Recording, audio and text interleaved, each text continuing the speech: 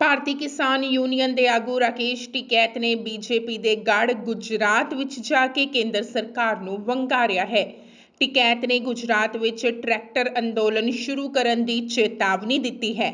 ਇਸ ਦੇ ਨਾਲ ਹੀ ਉਹਨਾਂ ਨੇ ਕਿਹਾ ਹੈ ਕਿ ਗੁਜਰਾਤ ਦੀ ਰਾਜਧਾਨੀ ਗਾਂਧੀ ਨਗਰ ਦੇ ਘਿਰਾਓ ਦਾ ਸਮਾਂ ਆ ਗਿਆ ਹੈ ਤੇ ਲੋੜ ਪਈ ਤਾਂ ਬੈਰੀਕੇਡ ਵੀ ਤੋੜੇ ਜਾਣਗੇ। ਟਿਕੈਤ ਨੇ ਦਾਅਵਾ ਕੀਤਾ ਹੈ ਕਿ ਸੂਬੇ ਦੇ ਕਿਸਾਨ ਖੁਸ਼ ਨਹੀਂ ਹਨ। ਉਹਨਾਂ ਨੇ ਕਿਹਾ ਹੈ ਕਿ ਕਿਸਾਨ ਆਪਣੇ ਟਰੈਕਟਰਾਂ ਦੀ ਵਰਤੋਂ ਕਰਕੇ ਗੁਜਰਾਤ 'ਚ ਅੰਦੋਲਨ ਕਰਨਗੇ। ਗਾਂਧੀ ਨਗਰ ਦੇ ਘਿਰਾਓ ਤੇ ਸੜਕਾਂ ਰੋਕਣ ਦਾ ਹੁਣ ਸਮਾਂ ਆ ਗਿਆ ਹੈ ਤੇ ਜੇਕਰ ਜ਼ਰੂਰਤ ਪਈ ਤਾਂ ਅਸੀਂ ਬੈਰੀਕੇਡ ਵੀ ਤੋੜਾਂਗੇ।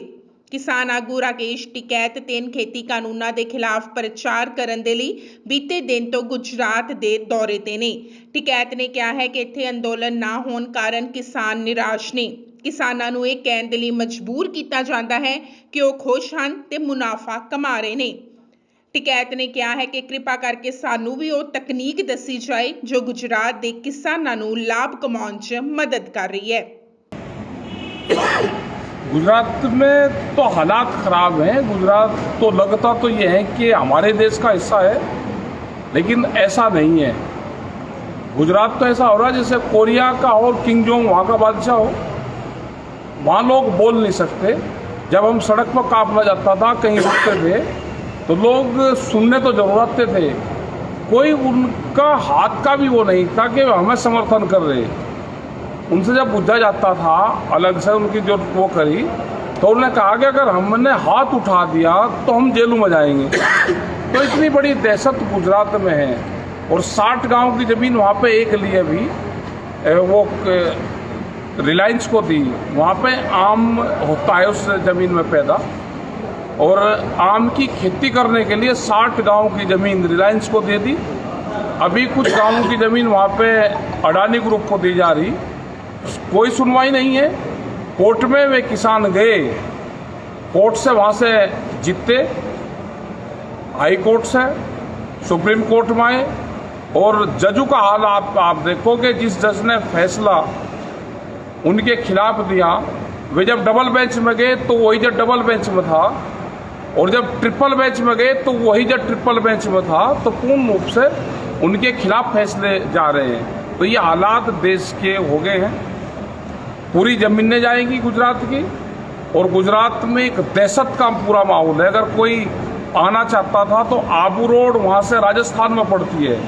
गुजरात के लोग बगैर झंडे के, बगैर उसके अगर दिल्ली आ रहे हैं तो वे आबू रोड से ट्रेन पकड़ते थे, वहाँ से बसें पकड़कर जब वे दिल्ली आए यहाँ पे, वही हालात वहाँ पर जाके देखिए। गुजरात पूर्ण रूप से पाबंद है। गुजरात तो पूरा ही गुजरात को आज़ाद करवाना पड़ेगा। ये हालात वहाँ पे है। वहाँ का मजदूर आज़ाद नहीं, वहाँ का जो किसान है वो दहशत में पूर्ण रूप से है। आलू भिजवाया वहाँ के किसान ने। आलू का रेट 2 से 3 रुपया किलो है। जब वो आलू कोल्ड स्टोर में कंपनी के वहाँ चले जाएगा तो वो आलू 40 रुपये किलो होगा। तो ये हालात पूरे देश भर के हैं। और गुजरात तो पूर्ण रूप से स्टेट एक किस्म से ख़त्म स्टेट हो चुका है। वहाँ पे बोलने की कोई आज़ादी नहीं है, वहाँ पे प्रदर्शन करने की आज़ादी नहीं है। वहाँ पे जब हम गए तो पूरी दुकानें बंद करवा दी गई, पूरे चौराहे बंद करवा कर रखे गए, और भीड़ को आने से पूर्ण रूप से रोका गया मीटिंग में। ये हालात गुजरात के हैं। तो गुजरात 2 बड़े नामों से जाना जाता है, गांधी का गुजरात और पटेल का गुजरात। और किसी भी बड़े आंदोलन की जो नींव है वो गुजरात से पड़ी। किसान आंदोलन की अगर बात करें तो 12 डोली से सरदार पटेल जी ने एक बड़ा आंदोलन, एक संघर्ष शुरू किया। महात्मा गांधी जी ने नमक सत्याग्रह किया, और पूरे देश को और दुनिया में आज भी गांधी जो है सबके लिए एक प्रेरणा स्रोत हैं। और गांधी जी ने प्रेरणा दी कि हिंसात्मक रूप से आप जो है बड़ी से बड़ी ताकत के खिलाफ भी खड़े होकर लड़ सकते हैं। तो क्या आप दूसरे गांधी की आवश्यकता है गुजरात में? वहाँ पे गए हम, साबरमती आश्रम गए आज पहले सुबह ही। जब आज से शुरुआत करी तो साबरमती आश्रम से करी। वहाँ पे सरदार वल्लभ भाई पटेल के नाम से जो स्टेडियम है वो साबरमती आश्रम के पास स्टेडियम है, जिसका गुजरात के अंदर ही नाम बदल के मोदी स्टेडियम कर दिया गया। तो जब सरदार पटेल के नाम को बदला जा सकता है, वहाँ पर मोदी स्टेडियम करा जा सकता है, तो गुजरात में हर चीज़ संभव है।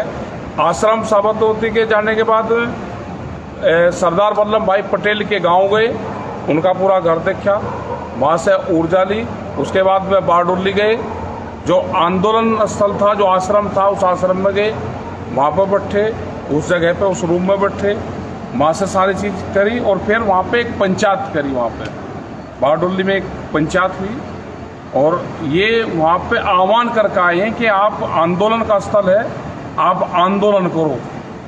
आंदोलन वहाँ के लोगों को करना पड़ेगा, पूरे देश के मुख्य धारा से गुजरात को जोड़ना पड़ेगा, नहीं तो गुजरात के किसान की सबसे पहले ज़मीन जाएगी। और यही गुजरात मॉडल है, जो गुजरात मॉडल को ले आने की बात करते हैं, वही गुजरात मॉडल है कि पूरी ज़मीन देश की छीननी है, ये गुजरात मॉडल है। तो क्या आंदोलन की शुरुआत हुई तो वहाँ के लोगों को आंदोलन की शुरुआत करनी पड़ेगी। तो क्या इस मॉडल को आप जो है पूरे देश में एक्सपोज करने का काम करेंगे किसान पंचायतों में? बिल्कुल, पंचायत करेंगे और पूरे देश में जाएंगे और गुजरात में फिर जाएंगे।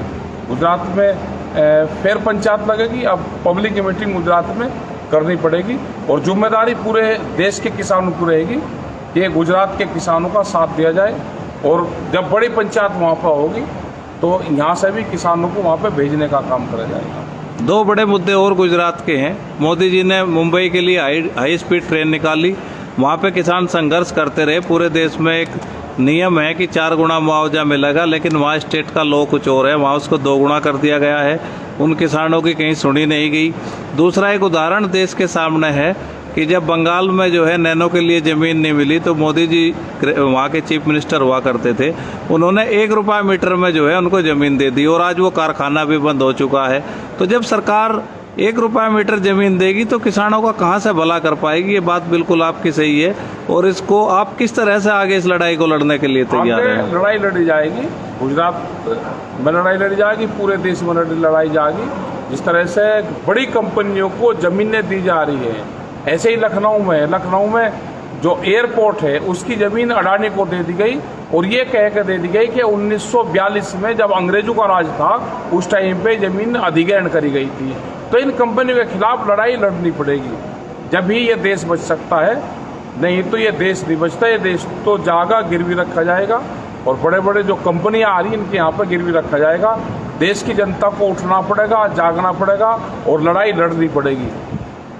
बस एक आखिरी सवाल, एक घटना राजस्थान में हुई थी और एक आज बयान आपका पिछले 2 दिन से, और टिकैत साहब ने कहा है कि हम इन बच्चों को जो है भटका के लाया गया था, हम कोई कार्रवाई नहीं चाहते। तो उस संबंध में आप क्या कहना चाहेंगे? नहीं, वो तो उनको कहते जो बच्चे आए वहाँ पे जिन्होंने काले झंडे और पथराव करा था, हमने तो उसी दिन कहते था उनके परिवार से, भाई हम कोई इन पर कार्रवाई नहीं करेंगे। पुलिस प्रशासन को भी कहा कि इन पर कोई कार्रवाई नहीं करनी, इनके केस भी खत्म हो, वो चाहे कोर्ट से हो या उससे हो।